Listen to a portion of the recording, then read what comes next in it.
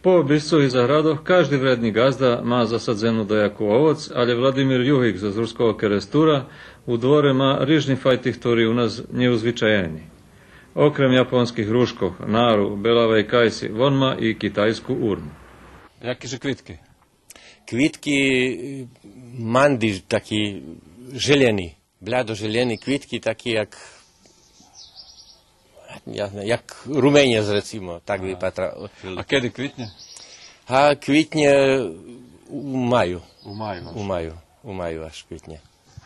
I teraz, evo, počatok oktobra, oni, ti plodi počali rodziť.